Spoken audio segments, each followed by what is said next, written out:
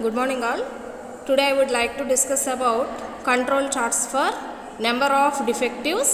దీన్నే మనం NP or D chart తోటి మనం రిప్రజెంట్ చేస్తాము. మనం ప్రీవియస్ క్లాస్లో control chart for fraction defectives నేర్చుకున్నాము. Okay, that means P chart తోటి ఇండికేట్ చేసాం. అండ్ నెక్స్ట్ ఫర్దర్ చార్ట్ వచ్చి control chart for number of defectives, that means NP or D chart indicated by. చూడండి, instead of P అంటే that means మనం P చార్ట్లో proportion Pని represent చేసాం కదమ్మా, దాని ప్లేస్లో ఇక్కడ the sample proportion defective we use the number of defectives in the sample, then the 3 sigma control limits for D chart are given by. అంటే అక్కడ మనం P చార్ట్లో ప్రపోర్షన్కి బదులుగా అంటే ఇన్స్టెడ్ ఆఫ్ P అంటున్నాము, అంటే శాంపుల్ ప్రపోర్షన్ డిఫెక్టివ్స్కి బదులుగా ఇక్కడ మనం ఏం కన్సిడర్ చేస్తున్నామంటే నెంబర్ ఆఫ్ డిఫెక్టివ్స్ని డైరెక్ట్గా మనం రిప్రజెంట్ చేస్తున్నాం అనమాట. అంటే ప్రపోర్షన్ క్యాలిక్యులేట్ చేయాల్సిన అవసరం లేకుండా నెంబర్ ఆఫ్ డిఫెక్టివ్స్ని బేస్ చేసుకుని దానికి మనం చార్ట్ని కన్స్ట్రక్ట్ చేస్తున్నాం. సో అందుకని ఇక్కడ ఏం రాసామంటే instead of P the sample proportion defective we use the number of defectives, then the sample in the sample, then the 3 sigma control limits for D chart are given by. ఒకవేళ ఇక్కడ మనం D chart or NP chart construct చేయాలి అంటే గనక దాని ప్రకారం ఇక్కడ మనం 3 సిగ్మా కంట్రోల్ లిమిట్స్ని ఎలా కన్సిడర్ చేస్తున్నామంటే NP plus or minus 3 into square root over NPQ అనమాట. అంటే ఏంటి, జనరల్గా మనం ఆల్రెడీ ఇంతకుముందు P చార్ట్లో మనం కన్సిడర్ చేసాం ఇక్కడ 3 సిగ్మా కంట్రోల్ లిమిట్స్ని. Expectation of P plus or minus 3 into standard error of P అని చెప్పి. సో ఇక్కడ మనం ప్రపోర్షన్ అక్కడ క్యాలిక్యులేట్ చేసాం కాబట్టి expectation of P, variance of P calculate చేసాం. సో ఇక్కడ ఇప్పుడు ఏం చెప్తున్నామంటే ఆ యొక్క ప్రపోర్షన్కి బదులుగా మనం డైరెక్ట్గా నెంబర్ ఆఫ్ డిఫెక్టివ్స్ని రిప్రజెంట్ చేస్తున్నాం కాబట్టి ఇది కూడా రిలేటెడ్ టు బైనామియల్ డిస్ట్రిబ్యూషనే కాబట్టి సో దాని ప్రకారం ఇక్కడ మనం ఎక్స్పెక్టేషన్ ఆఫ్ X అంటే మీను అండ్ అలాగే ఇక్కడ వేరియన్స్ ఆఫ్ X అంటే దట్ మీన్స్ NPQ వాల్యూస్ని ఇక్కడ మనం డైరెక్ట్గా రిప్రజెంట్ చేస్తాము. సో బైనామియల్ డిస్ట్రిబ్యూషన్ యొక్క mean NP and variance NPQ. So వీటిని మనం బేస్ చేసుకుని ఇక్కడ 3 సిగ్మా కంట్రోల్ లిమిట్స్ని ఎలా రాసుకుంటున్నామంటే NP plus or minus 3 into square root over ఇక్కడ వేరియన్స్ రావాలి. సో వేరియన్స్ అంటే ఎంత, NPQ. NPQ అంటే మనం ఇక్కడ దీన్ని 1 - P అని రాసుకోవచ్చు కదా. సో ఇవి మనకి number of defectives NPR D chart యొక్క బేసిక్ 3 సిగ్మా కంట్రోల్ లిమిట్స్ అనమాట. అండ్ అగైన్ ఇంతకుముందు మనం P చార్ట్లో కన్సిడర్ చేసినట్లే ఇక్కడ కూడా మనం 2 కేసెస్ని మనం ఎజ్యూమ్ చేసుకుంటాము. అది one is standards are given and second one is standards are not given. అయితే ఇక్కడ కేస్ 1 ఏంటంటే స్టాండర్డ్స్ ఆర్ గివెన్. ఒకవేళ స్టాండర్డ్ వాల్యూస్ మనకి ఇచ్చినట్లయితే కనుక అప్పుడు వాటి యొక్క కంట్రోల్ లిమిట్స్ని మనం ఎలా తీసుకుంటాము అనే దానికి procedure. If P prime is the given value of P, then UCL is equal to అంటే Pకి బదులుగా దాని ప్లేస్లో P ప్రైమ్ని మనం రిప్రజెంట్ చేసినట్లయితే కనుక then UCL is equal to ఏమవ్వాలి. సో ఈ ఫార్ములాని బేస్ చేసుకొని NP prime plus 3 into square root over NP prime into 1 - P prime and CL is equal to NP prime and LCL is equal to NP prime minus 3 into square root over NP prime into 1 - P prime. Okay, ఇదంతా కూడా when standards are given అయినప్పుడు మనం ఈ యొక్క control లిమిట్స్ని మనం estimate చేయడానికి consider చేసే formula representations. And next one వచ్చి standards are not given. Okay, case 2 వచ్చి standards are not given. Okay, మనం ఎక్కువగా యూజ్ చేసే ఫార్ములా రిప్రజెంటేషన్ ఇదే, కేస్ 2 తీసుకుంటున్నాం మనకి. ఓకే, ఇప్పుడు ఇక్కడ స్టాండర్డ్స్ ఆర్ నాట్ గివెన్ అంటే ఏం చేస్తున్నామంటే ఈ యొక్క Pని ఎస్టిమేట్ చేయడానికి P బార్ని కన్సిడర్ చేస్తున్నాము. P ప్లేస్లో మనం P బార్ని కన్సిడర్ చేస్తున్నాము. Let P bar be the estimate of P, then ఏమవ్వాలి ఇప్పుడు control limits UCL is equal to ఇక్కడ P ప్లేస్లో P బార్ అంటే మీన్ ఆఫ్ P వాల్యూస్ని మనం ఇక్కడ రిప్రజెంట్ చేయాలన్నమాట. So UCL is equal to NP bar plus 3 into square root over NP bar into 1 - P bar అమ్మ ఇది representation. np bar into 1 minus p bar. Next LCL is equal to np bar minus 3 into square root over np bar into 1 minus p bar. ఇంకా సింపుల్గా చెప్పాలంటే np bar into q bar representation అనమాట. Next CL is equal to np bar. Okay, ఇవి case 1 case 2 యొక్క control limits calculate చేయడానికి మనం use చేసే formula representations. Case 1లో పీకి బదులుగా పీ ప్రైమ్ తీసుకొని రాసుకోవాలి ఫార్ములా రిప్రజెంటేషను. కేస్ 2 వచ్చేసరికి ఆ పీ ప్లేస్లో పీ బార్ని ఇండికేట్ చేస్తూ రాసుకుంటాము. ఓకే, నెక్స్ట్ ఇది నోట్ పాయింట్ కూడా చూడండి. Since P cannot be negative, if LCL is negative then it is taken by 0. మనం ప్రీవియస్ ప్రాబ్లమ్స్లో కూడా చేసినప్పుడు చెప్పాము, ఎప్పుడూ కూడా మనకి P cannot be negative, P values ఎక్కడా కూడా నెగిటివ్ అనేది ఉండకూడదు. ఒకవేళ ఇన్ కేస్ మనం LCLని మనం ఫైండ్ అవుట్ చేసేటప్పుడు వాటి యొక్క వాల్యూస్ ఇన్ కేస్ ఎక్కడైనా మనకి నెగిటివ్స్ వస్తే కనుక వాటిని ఎలా కన్సిడర్ చేయమంటున్నారు, 0 కింద కన్సిడర్ చేయమంటున్నారు.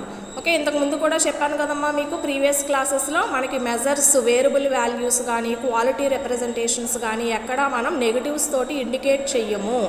ఒకవేళ మనం ఈ యొక్క కంట్రోల్ లిమిట్స్ని క్యాలిక్యులేట్ చేసేటప్పుడు ఇన్ కేస్ ఏదైనా మనకి LCL వాల్యూ నెగిటివ్ వస్తే కనుక వాటిని ఎలా తీసుకోమంటున్నారు, 0 కింద కన్సిడర్ చేసి ఆ గ్రాఫ్ డ్రా చేసేటప్పుడు LCL ఈజ్ ఈక్వల్ టు 0 కింద తీసుకోవాలి. ఓకే, అండ్ నెక్స్ట్ వన్ వచ్చి construction of PRNP chart. Okay, DRNP chart construct చేసేటప్పుడు ఎలా తీసుకోవాలి, అలాంగ్ XY యాక్సిస్ తీసుకుంటాము and sample number along the horizontal scale and statistic D along the vertical scale. Okay, మనం చెప్పుకున్నాం కదమ్మా XY ప్లేన్లో X axis మీద ఎప్పుడూ కూడా శాంపుల్ నెంబర్ అనేది ఉండాలి. అంటే మనకి ఎన్ని నెంబర్ ఆఫ్ శాంపుల్ అబ్జర్వేషన్స్ ఇచ్చారో అవన్నీ కూడా X యాక్సిస్ మీద తీసుకోవాలి. అండ్ Y యాక్సిస్ ఈ వర్టికల్ స్కేల్ మీద ఎప్పుడూ కూడా ఏం చెప్పుకుంటున్నాము, క్వాలిటీ స్కేల్ తీసుకోవాలనుకున్నాము. ఆ క్వాలిటీ స్కేల్ ఏంటి అంటే కనుక మనం ఏ చార్ట్ అయితే కన్స్ట్రక్ట్ చేస్తున్నామో ఆ యొక్క వాల్యూస్ ఇక్కడ Y యాక్సిస్ మీద తీసుకుంటాం. అంటే ఇక్కడ X యాక్సిస్ మీద శాంపుల్ నెంబరు, Y యాక్సిస్ మీద వచ్చేసరికి ఇక్కడ మనం D చార్ట్ కన్స్ట్రక్ట్ చేస్తున్నాం కాబట్టి ఆ యొక్క నెంబర్ ఆఫ్ డిఫెక్టివ్ వాల్యూస్ని మనం దట్ మీన్స్ Y యాక్సిస్ మీద రిప్రజెంట్ చేస్తాం. Okay, next the sample number of defectives DIs are plotted against the corresponding sample number as points. Okay, next step ఏం తీసుకుంటాము, ఈ యొక్క శాంపుల్ పాయింట్స్ నెంబర్ ఆఫ్ డిఫెక్టివ్స్కి రిలేటెడ్గా ఉన్న వాటిని అన్నిటినీ కూడా ఈ యొక్క డాట్స్ తోటి రిప్రజెంట్ చేసి వాటిని అన్నిటినీ కూడా లైన్స్ తోటి జాయిన్ చేసుకుంటూ వెళ్తాం కదా. And finally UCL, LCL, CL ఈ యొక్క లైన్స్ని మనం 3 హారిజంటల్ లైన్స్ని X యాక్సిస్కి ప్యారలల్గా డ్రా చేస్తాము. UCL అండ్ LCLస్ని డాటెడ్ లైన్స్ తోటి అండ్ CL సెంట్రల్ లైన్ ఎప్పుడూ కూడా బోల్డ్ లైన్ తోటి మనం డ్రా చేయడం జరుగుతుంది. ఇది D చార్ట్ని మనం ఎలా కన్స్ట్రక్ట్ చేస్తాము అనే దానికి ప్రొసీజర్ అనమాట. Next finally interpretation, that means conclusion. Okay, ఇక్కడ ఏం చెప్తున్నామంటే కన్క్లూజన్లో మనం డ్రా చేసిన యొక్క శాంపుల్ పాయింట్స్ అన్నీ కూడా వితిన్ 3 సిగ్మా కంట్రోల్ లిమిట్స్, అంటే that means UCL and LCL between ఉంటే కనుక వాటిని మనం the process is under statistical control అని, otherwise the process is not under control అని చెప్తాము. ఓకే, ఇది ఫైనల్లీ DRNP చార్ట్ కన్స్ట్రక్ట్ చేయడానికి మనం యూజ్ చేసే ప్రొసీజర్. ఓకే, నెక్స్ట్ ఒక ప్రాబ్లం ఇస్తే కనుక దానికి D చార్ట్ ఎలా కన్స్ట్రక్ట్ చేస్తాము అనేది కూడా చూద్దాము.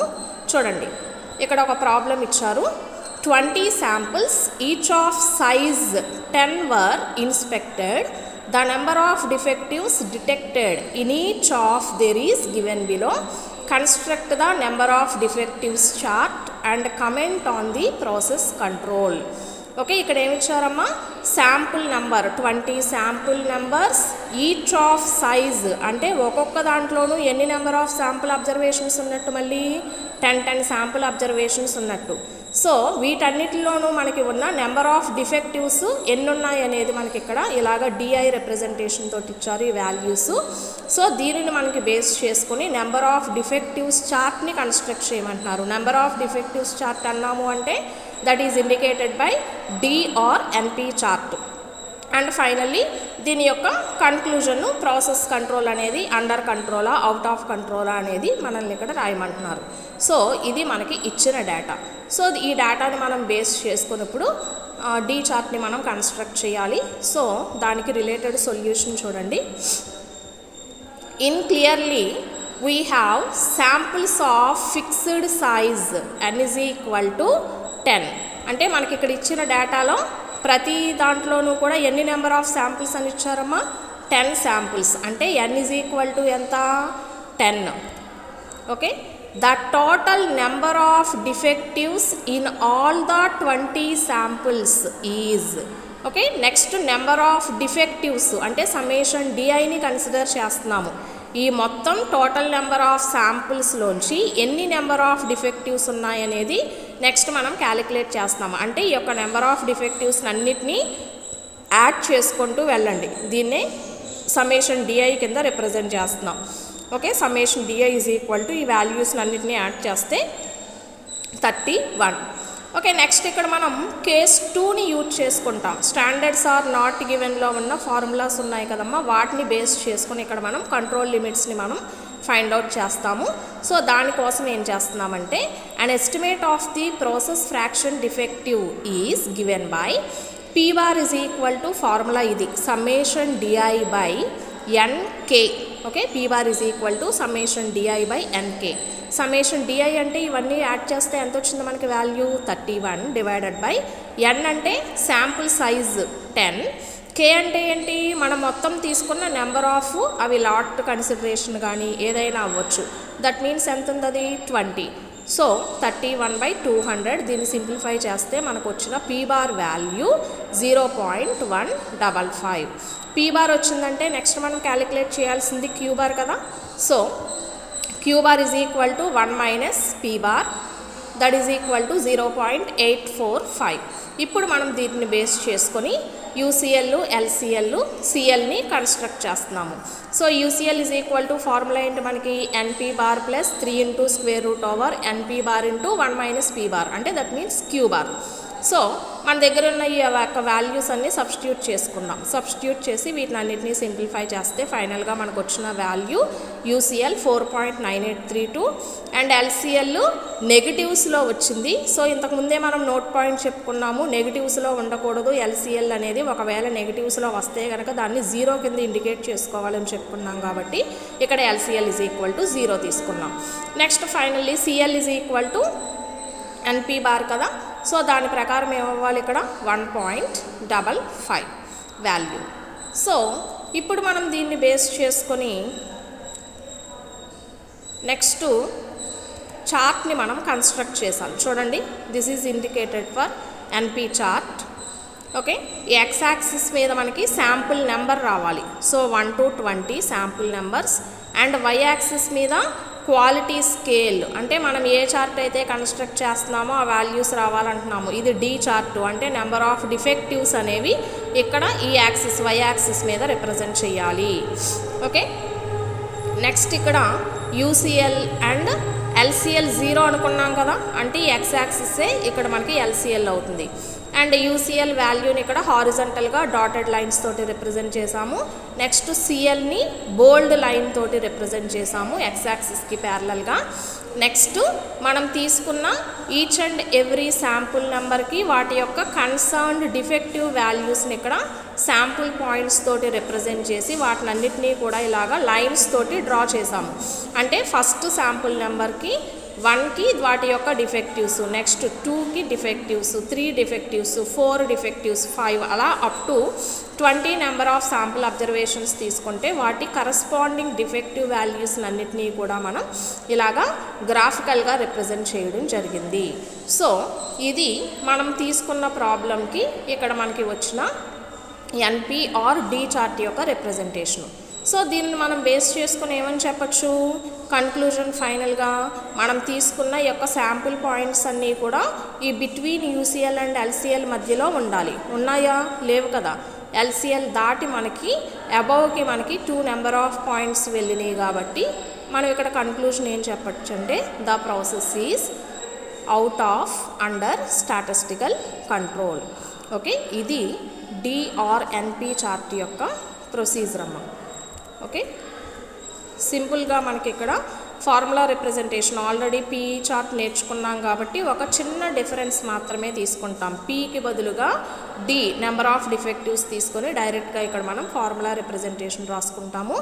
అగైన్ ఇందులో standards given and standards not given. Standards given అయితే కనుక పీ ప్లేస్లో పీ ప్రైమ్ని అజ్యూమ్ చేసుకొని తీసుకోవాలి formula representation. And not given అయితే కనుక పీ ప్లేస్లో పీ బార్ని ఎస్టిమేట్ చేసుకొని తీసుకుంటాము.